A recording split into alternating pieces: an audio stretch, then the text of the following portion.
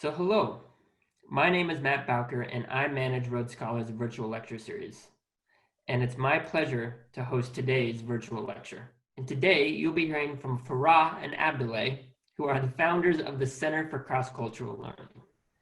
The Center for Cross-Cultural Learning is a long-standing partner with Rhodes Scholar, and they provide actually all of our programs in Morocco. So let's have a warm virtual welcome for Abdullah and Farah. Thank you, Matt. And I would like to thank Elder Hostel for allowing us the opportunity to speak to you from a distance. I've been giving this lecture for so many years, but this is the first time that I'm doing it with a PowerPoint, which I have been resenting all these years. I'm speaking to you from south of Rabat, the capital city of Morocco. Our house is located 3 miles from the Atlantic Ocean, which means that if you are on the American side of the Atlantic, you are our immediate neighbors, about 4,000 miles apart. What separates us is the Atlantic Ocean that was called by the classical Muslim geographers the Sea of Darknesses, beyond which there was nothing. This is one of the earliest maps by Muslim geographers, by a Muslim geographer from Morocco, whose name is Al-Idrisi, from the 12th century. And you are not going to be able to read it this way. In order for you to locate yourself or to locate us, you have to look at it the other way. So you will notice that on the left side is Morocco, and then there is also the Mediterranean. The appellation, the name of Morocco in Arabic is Al-Maghrib, meaning where the sun sets, and it is the opposite of Al-Mashriq, which is where the sun rises from. The other name that is connected to Morocco in the Latin appellation of this part of the world is the Moor, which is how the Europeans used to refer to the inhabitants of North Africa, Morocco included. Among the texts that popularized this term in Europe was Shakespeare's Othello, which he wrote and performed in the mid-17th century. 300 years later, the Shakespeare of Hollywood, in my opinion, Orson Welles, produced Othello as a film, which was shot in the city of Essaouira in Morocco, and which now has a public square named after Welles, Orson. By the way, Orson Welles presented Othello in the Cannes Festival in 1952 or 1951, won an award for it as a Moroccan film, I think because he had issues with the Hollywood establishment, as he had with many other people. Every country likes to think of itself as being the center of the world, and Morocco is no exception. But one main reason for the educational travels, as we conceive them for Rhodes Scholar visitors, is the discovery that there are many other centers in the world, and to learn from the richness and our differences and our similarities as diverse human beings. Morocco is a small country, as any center has to be, with an area of roughly the equivalent of the state of Texas. That is including the Sahara, which in Moroccan, which is Arabic, means the desert. And the Sahara, this part of the world, it has many names, such as Moroccan Sahara in the Moroccan nationalist discourse, Western Sahara, but those who question the legitimacy of the Moroccanness of the Sahara, and former Spanish Sahara. The area of the Saharan territory is roughly the equivalent of the state of Colorado. This is a major source of conflict in North Africa, and it is the product of colonial legacy. Geographically speaking, Morocco is the closest non-European country to the 4 major colonial empires that have dominated the entire globe, with only few exceptions. These colonial empires are Spain, Portugal, France, and Britain. Only 9 miles separates Morocco from Spain, yet Morocco was able to maintain its independence until 1912. This is a very impressive accomplishment and requires a longer lecture than this one.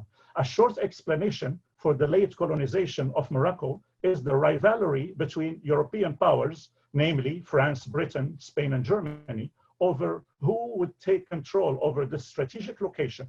The other explanation is the role of the Moroccan state.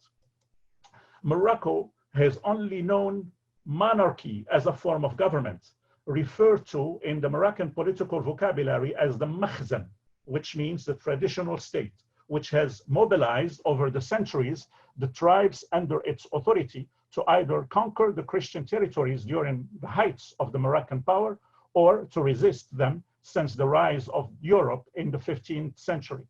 By 1912, the European powers have resolved their disputes over Morocco, and the Moroccan Sultan, that is the king in the modern appellation, realized the inability to confront the very intimidating European military might of weaponry and agree to sign a protectorate treaty, which is another version of colonization. Its main distinctive feature is the main distinctive features of the protectorate is maintaining the makhzen, the traditional state, as a political institution and as a source of legitimacy for the colonization, in addition to the ideology of the civilizing mission, the French version of the white man's burden. In 1912, Morocco was divided between France and Spain. Spain had control over the northern and the southern parts, and the central part was the share of France. This set the stage for an event that marked Europe in the that marked Morocco in the American imagination for decades, due to a film entitled Casablanca, which was entirely shot in Hollywood, but is a fictive location, the city of Casablanca in French Morocco then. What is left of the film is the real Rex Cafe in the American memory, and the fictive one, which was built many years later to take commercial advantage of the popularity of the film. Sometimes our visitors do visit the fictive American Rex Cafe when they are in Casablanca. The borders of the colonies were drawn by the colonial military powers. Their linearity, as shown in the borders of Morocco, reflects the bargaining calculation of the colonial strategies more than any historical or cultural realities of the colonized population. After a short colonial history that lasted only 44 years, which is one of the shortest colonial histories in the world, Morocco regained its independence in 1956 as a result of negotiations between the Sultan, Mohammed V, and France. The French were quick to grant independence of Morocco and to a moderate king in order to concentrate on Algeria, which they have colonized since the 1830s, and were holding to it as the territorial extension of France. In the negotiations, Mohammed V obtained French Morocco and the Spanish Morocco in the north, but not Spanish Sahara. By the time King Hassan II, the son of Mohammed V, decided to liberate former Spanish Sahara in 1975, there was already a movement calling for the independence of Western Sahara from both Spain and Morocco. In short, the problem has not been solved yet. The Moroccans insist on the Moroccanness of the Sahara and have control over it, but the international community has not recognized the sovereignty of Morocco over this territory. When in Morocco, all maps of the country include the Sahara as southern provinces and not as separate entity with borders that separate both borders and colors. Morocco is considered a part of the Arab world. The latter is defined by those countries that consider the Arabic language as their official language. These are 22 states, including Palestine, which is not a state, but it is considered as such in a symbolic gesture of solidarity with the stateless Palestinians. The total population of these countries is 300 million, including Moroccans who total 35 million. Arabic is not the mother language of all Moroccans. Tamazight, with its three dialects, is the language of many Moroccans speak, maybe half of the population or close to it, which is a major aspect of the linguistic and cultural diversity of Morocco. The simplest way to distinguish Arab and Amazighi in Morocco, Amazighi, which is Berber, is surely not physical features, but the tribal origins. There are roughly 240 tribes in Morocco, but these are either Arabic speaking or Amazighi speaking. The Amazighis constitute the original tribes, and the Arabs came in waves since the beginning of the Islamization of Morocco in the 7th century. How real are tribes in modern Morocco today? Tribes are still concrete in the rural areas and among the urbanites with strong ties with their rural families, but they are symbolic and in the memories and imagination of the remaining Moroccans with loose ties to their origin. The tribal structures have witnessed significant transformation, the most important of which is urbanization. Tribes are rural structures, and Morocco has traditionally been rural, and as all traditional societies. In the beginning of the 20th century, at the eve of colonization, there were 7 million Moroccans with less than 1 million urbanites. Today, as the urban population is about 25 million, 63% of the total population. But most of the city population are either first, second, or third generation urbanites. The neighborhood where we live and where I'm speaking to you from is called Gish Ludaya, which is the name of the tribe, which is an Arabic-speaking tribe that settled here from the 17th century when it was brought here by a sultan of Morocco from the south and was granted the right to settle here for military purposes. As a result of the expansion of the city of Rabat, the tribal land was confiscated in the 1970s in exchange for compensations that many did not find satisfactory and against which they have staged regular demonstrations until very recently. Our version of the Milton pot is cities in Morocco of diverse origins, not all associated with the Moroccan tribes. Take, for example, the city of Rabat, where our Center for Cross-Cultural Learning is located. The population of Rabat, together with Saleh, its sister city in the northern bank of the river, originate from a variety of sources, the tribes, of course, but also from Andalusia.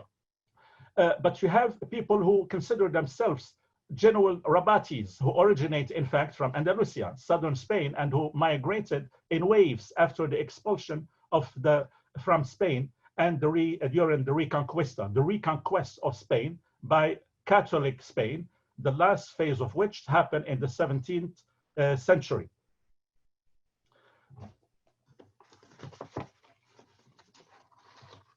The relationship between Morocco and sub-Saharan Africa is not new.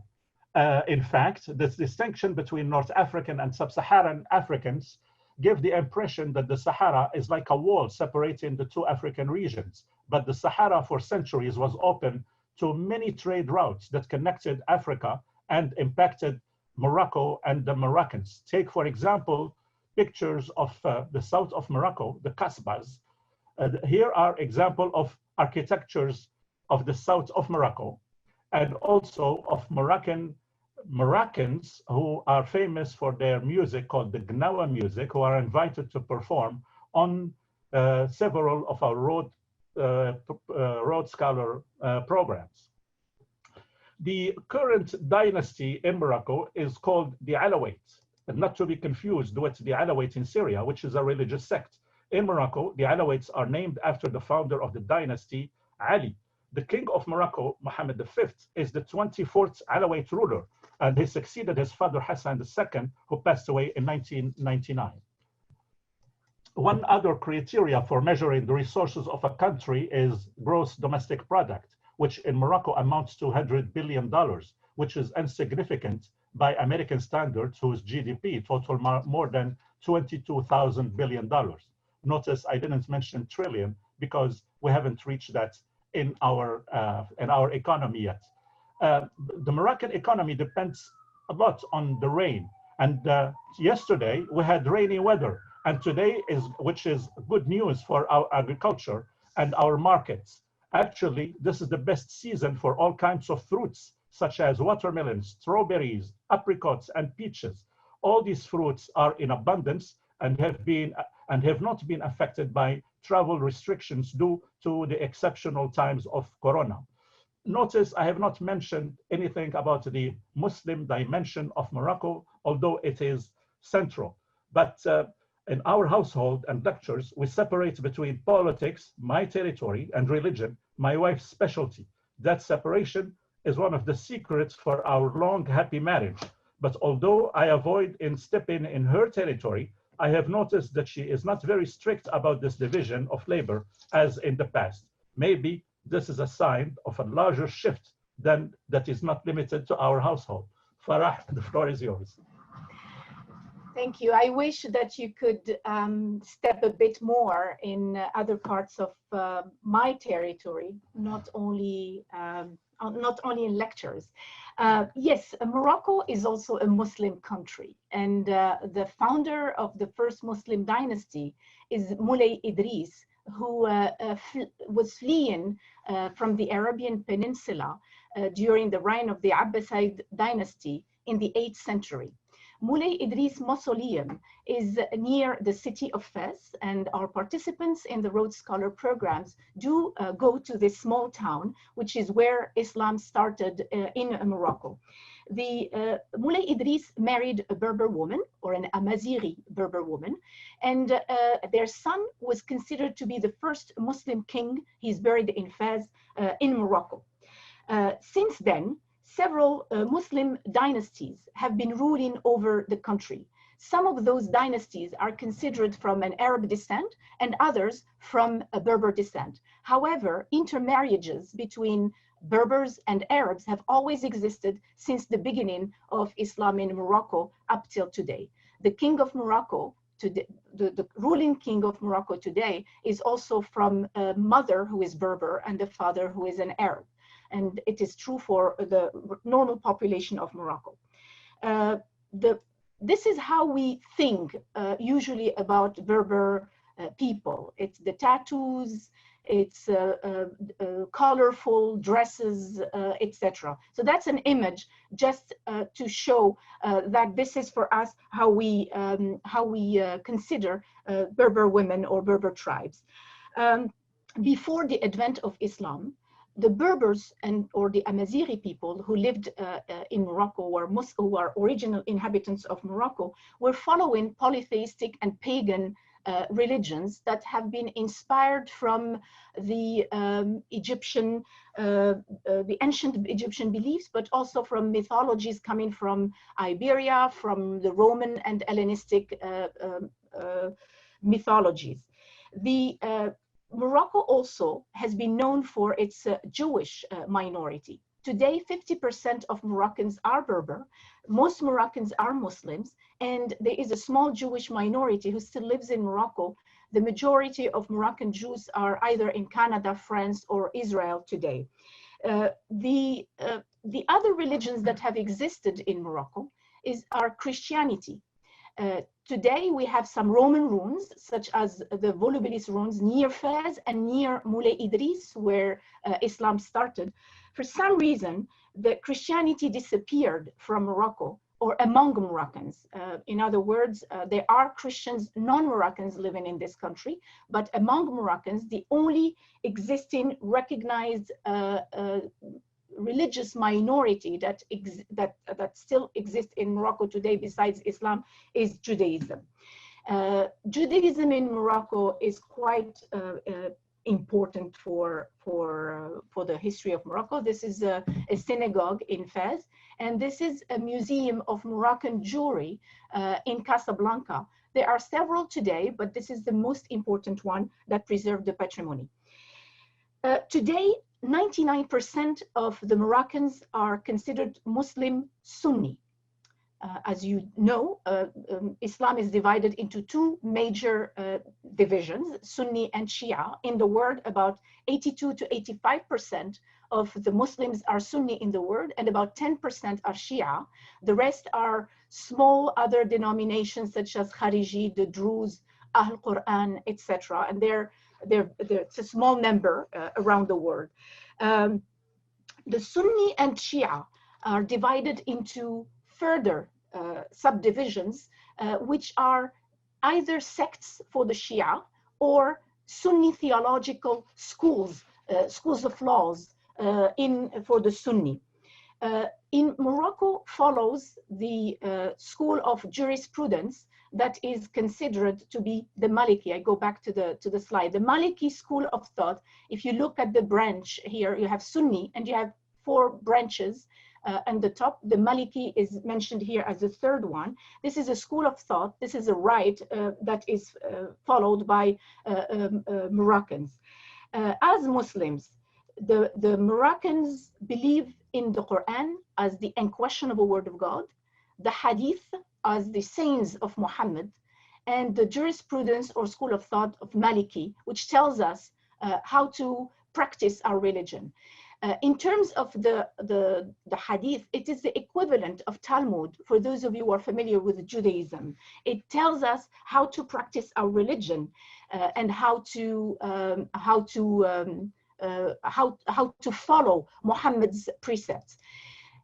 As a reminder, for those of you who are not familiar with Islam, there are 5 pillars of Islam. The testimony of faith, that there is no God but Allah and Muhammad is his prophet, praying 5 times a day, fast, the alms giving, given from one's yearly profit, a certain small percentage to the needy ones, and fasting the month of Ramadan. And we are now in the month of Ramadan, and then the pilgrimage to Mecca once in a lifetime. I want to give you an example about how we use, as Muslims, and very specifically also in Morocco, the Hadith or the sayings of Muhammad, but also the Quran. We are supposed to pray 5 times a day. And our times of prayer are delimited or are limited by the calls of prayers. In the time of Muhammad, the secular time with the clocks and watches did not exist. So we had to pray at dawn, which is the beginning of sunrise, and then at midday, and then when the sun is in the middle of the sky, mid-afternoon, and then in the sunset, where the name of Morocco comes from, Maghrib, and then the night prayer, which is the first moment of darkness in the night. How do we know all this? How do we respect the time of prayer? According to the Hadith, we have to pray from the moment we heard the call to prayer until before the next call to prayer. The Muslims are supposed to do their ablutions before the prayer. How do we do our ablutions? And then the Muslims are supposed to be praying in mosques as a congregation. Now, the Quran does not give us all those details. It is the Hadith or the sayings of Muhammad that explain to us how not to miss a time of the prayer, how to do our ablutions. And I go back to the slide of ablutions for you to see it. So here people are washing their feet, but they also wash their hands, their face, etc. The interpretations on time of prayer might vary from one scholar to the other. In the Malikite rite in Morocco, the preference of Morocco is to be following a certain orthodoxy when it comes to the pillars, but at the same time following what Muhammad has been doing and saying in the strictest way possible. However, in the reality of this country, we are a real melting pot. We do believe and follow the Sunni Maliki Islam, but we have a lot of influences from the Sephardic Judaism. We are also following some of the Berber Amazighi origins of paganism, and we're including them in the way we're practicing our religion. We're also having this Andalusian dimension from the Spanish Islamic period, which gives us some uniqueness in also the way we're practicing our religion. We're also having African roots, and those African roots, we can see them even in the way we perform our spirituality, which comes from Sufism and Kabbalistic for the Jews. But we are all following this dimension of spirituality mixed with a certain orthodoxy that comes from the Sunni Maliki Islam. And all this is giving us as Moroccans the main difference with the rest of the orthodoxies in the world, which is believing in sainthood in Morocco. The Moroccans believe in a certain form of a hybrid of Sufism that is linked to the belief in saints. And it counts among, and we count about 600 Jewish saints buried in Morocco, which several Moroccan Jews, even those living in the diaspora, would come to visit during the major holidays, as well as thousands of Muslim saints who are buried in this country and who are linked to our way of practicing Islam, which is very different from some of the Muslim countries that do consider orthodoxy to be against sainthood. All this is happening under the reign of a king who is considered to be a commander of the faithful. As the commander of the faithful, the king of Morocco is supposed to protect and guarantee the protection of the Muslim, of the faithful Moroccans and the Moroccan believers, both Muslims and Jews. As the commander of the faithful, he's also performing the his religious prayer in the mosque, and he is also making sure that the Jewish community in Morocco is taken care of. To illustrate the role of a commander of the faithful, I'm going to give you an example. In Ramadan, Muslims do pray in mosques more often than in regular days. In regular times, we pray once a week on Friday in the congregational prayer. But during Ramadan, people would pray even more often in the mosques, and especially outside of the regular 5 prayers at night. So about 3 to 3.5 million of worshippers would pray on Friday prayer, and in Ramadan, about 12 to 13 million. And 40% of those worshippers are women. Due to COVID-19, mosques have been closed, and it is the commander of the faithful who received from the ulama or the Muslim scholars a consensus about the fact that keeping mosques open will harm the nation.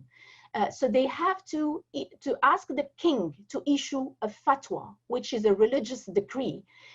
But the religious decree can only be issued if the consensus happens between the ulama. And like in Shia, where you already have a clergy, in Sunni you don't. But in our case, we have the commander of the faithful. The other thing that changed in Morocco during COVID-19 is the call to prayer. The call to prayer is the one that you see in front of you. The main change that happened is instead of saying, come to prayer, we're saying, pray home or pray where you are. On the basis of the fact that Prophet Muhammad, has done the same thing during his lifetime in times of natural disasters or in time of plague. It's based on this that the fatwa in Morocco could be issued, is on the basis of what Muhammad did, or if there is a consensus among Muslim scholars. There are several laws that might seem to be religious in Morocco. The truth is, most of our laws, whether they are penal laws, commercial laws, are actually based on the secular French laws, and they're not religious. Very few laws are still religious. A law that is, for instance, that is secular, but yet would seem to people who do not know Islam and Morocco as a religious law, is the law that would forbid me from eating during the day in Ramadan as a Muslim person. The Quran and the Hadith allow me explicitly to eat during the day in Ramadan if I consider that I am sick, or if I'm traveling, or if I'm menstruating, or if I'm pregnant, breastfeeding, or an old person. Yet the secular law of Morocco, that was a French law, would make me pay a fine if I am caught eating during the day in Morocco, under the name of protecting religion, but in fact it's a secular law. Worse, as a Muslim woman, I consider that this is a breach to personal freedom, but also a way to taking away my right to be able to eat during the day of Ramadan as a Muslim person who is doing it because God granted me the possibility of doing it. Thank you. Well, thank you, Farah and Abdullah. So just a reminder to everyone, you can submit questions using the question and answer icon at the bottom of your screen. So we have a lot of questions here, as you can probably imagine. So I will ask the first question. So Farah, you touched on this at the end, but how has COVID affected Ramadan? Well, as I said, two things. First, mosques are closed, so people are not able to do congregational prayers as they are used to do it, which for Muslims is a big thing because congregational prayers of Ramadan are outside of the 5 mandatory prayers.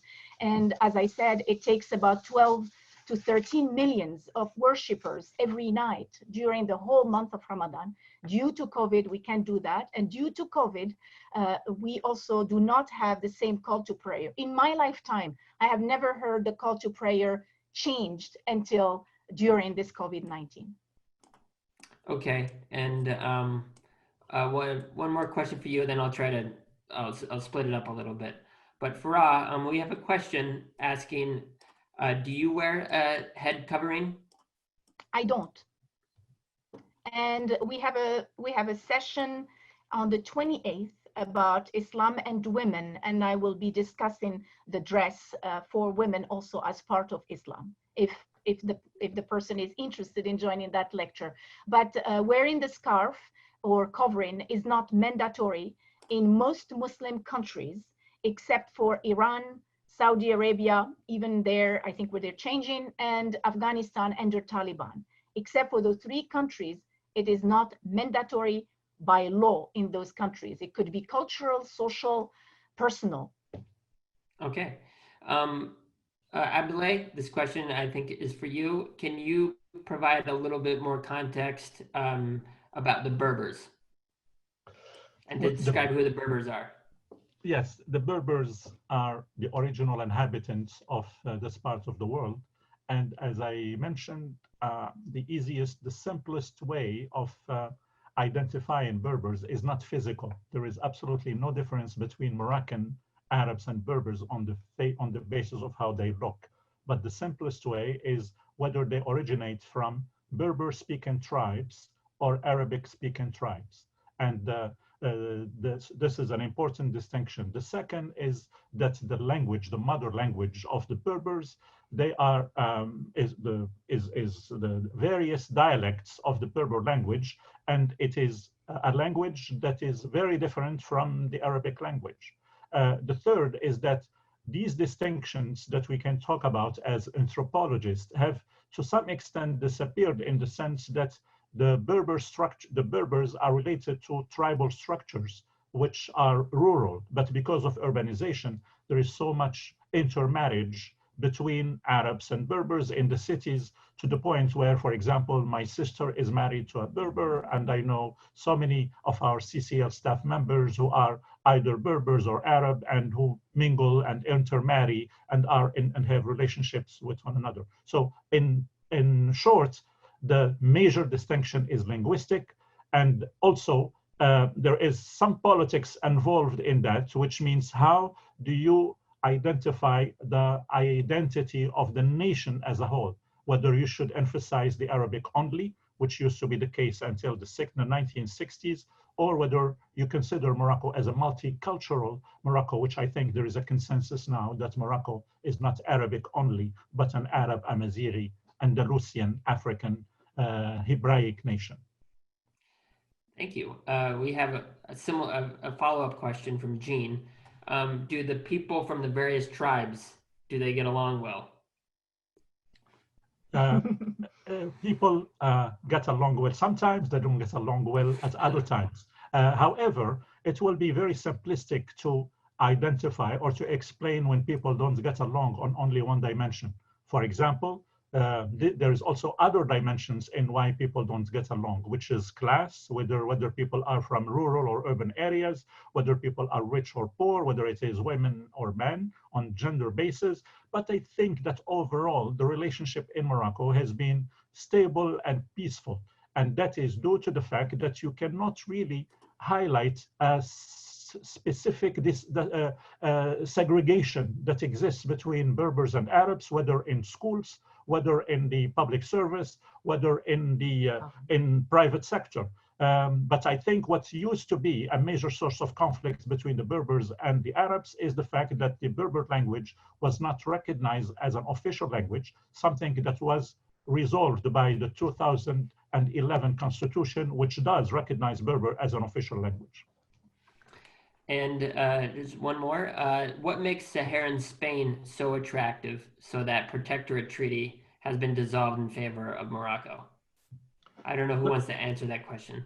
Well, we can do it both, okay. But I think that now she might step in my territory politics, which I will definitely allow her to. But I think that most Moroccans agree that Morocco made a strategic mistake, but by not emphasizing on the need to liberate Spanish Morocco during the independence treaty in 1956. And that because Morocco, for a variety of reasons, did not press hard enough to have the Western Sahara back as a part of Morocco. And it took Morocco a long time, almost 25 years, to realize that, or 20 years to realize that they should gain it back. That was related to the strategic, what Moroccans consider strategic mistakes. As to the reason why Morocco is now attracted to the Western Sahara, or has been attracted to Western Sahara since 1975, is two main reasons. It has become a reason for creating national unity among Moroccans after some major crises that the Moroccan monarchy had lived through since the beginning of the 1970s. And the second is that the decline of the authoritarian regime in Spain after the death of Franco provided the climate for negotiating between the Spaniards and the Moroccans in the mid of 1970s. Thank you. So we have several questions about religion that I'll direct towards Farah.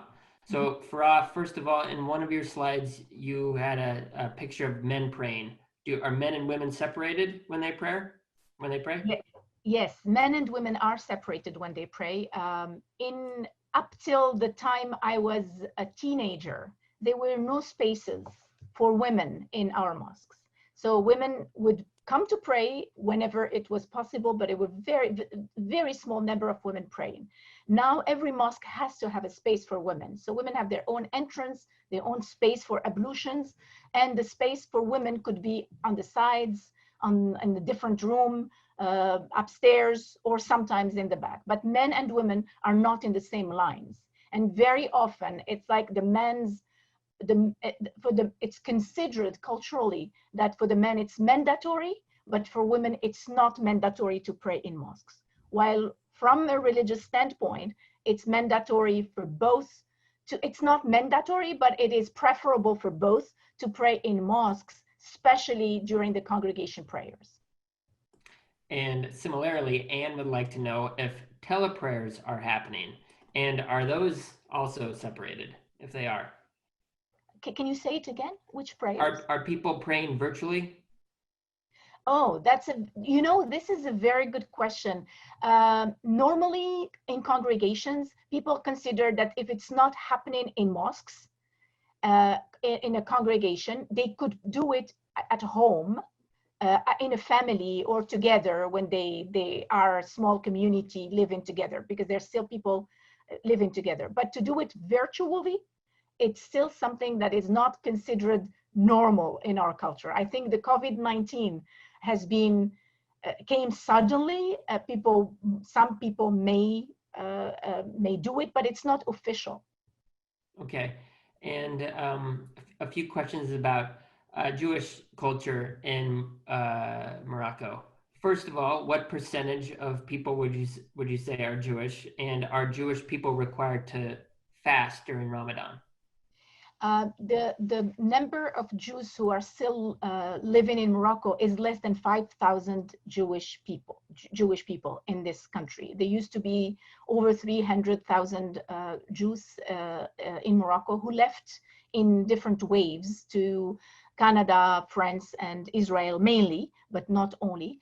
All Moroccan Jews keep their Moroccan citizenship, like all Moroccan Muslims who live in the diaspora. So you keep your Moroccan citizenship, and Jews have their own religion, they have their own synagogue, and they have their own rituals. And of course, they are not obliged to fast in Ramadan. They don't fast in Ramadan. Out of respect, the two communities, when they lived with each other, were respecting each other. Now, the fact that Morocco is majority Muslim, the few Jews who still live in Morocco do continue their rituals and practices, some of which are very traditional and unique to Morocco. There are some rituals that are very unique to Morocco, and you don't see them except among the Moroccan community living in Israel, which, by the way, is the second largest community in Israel.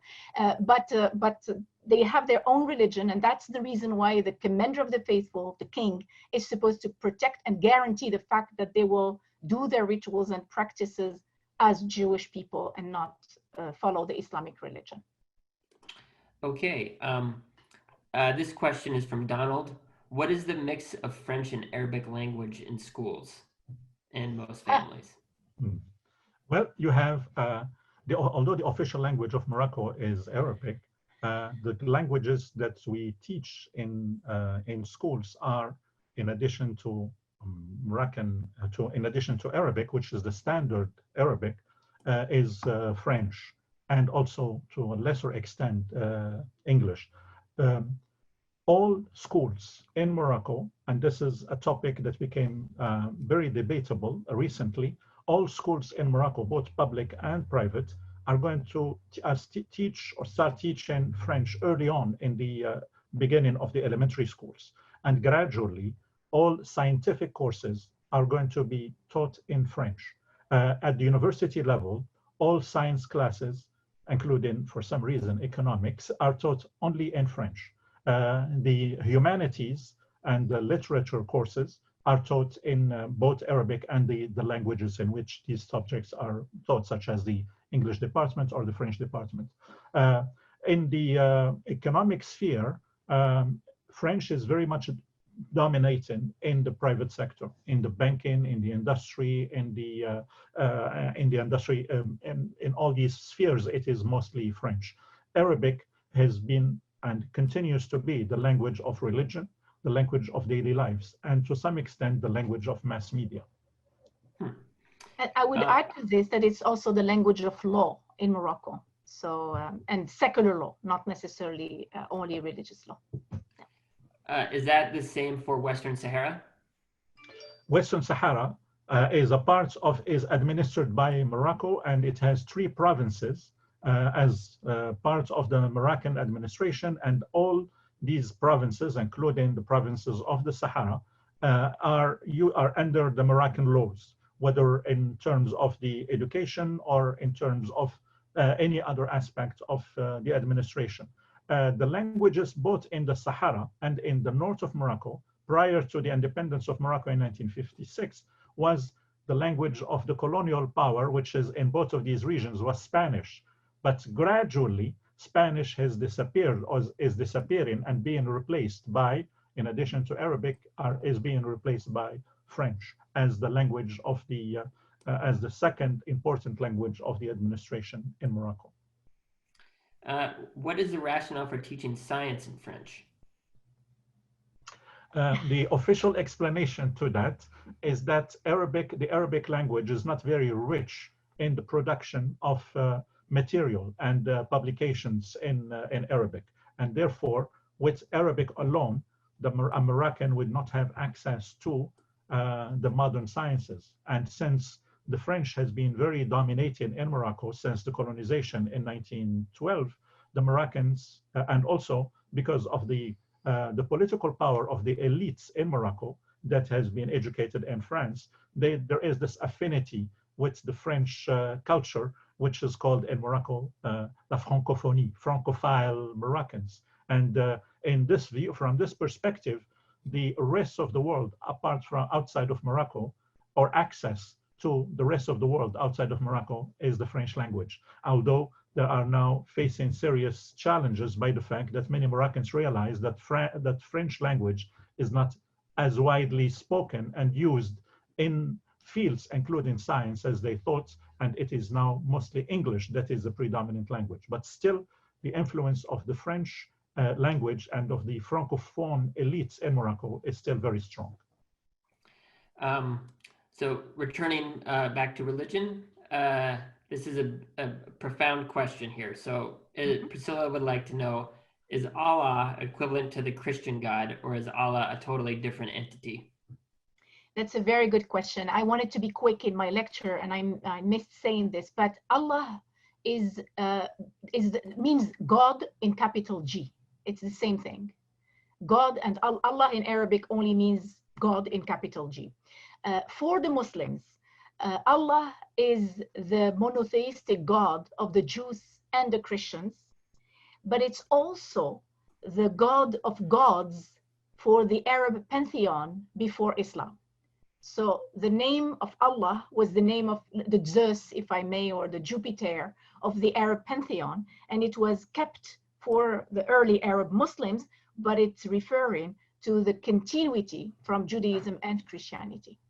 And actually, there's much more closeness with the Judaism in Islam than there is with Christianity. Very interesting. And unfortunately, we have to end today's lecture. So hopefully everyone will return for part 2 and for part 3. And I thank you again, and I'll see you next week. Thank you.